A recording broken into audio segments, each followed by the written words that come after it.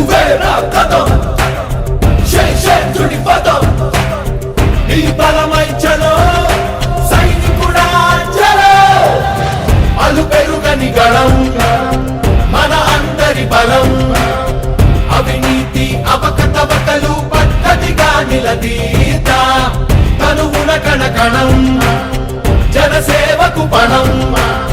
సంక్షేమం సమకూర్చేలా శ్రద్ధగా మన పని చేద్దాం రా సైనిక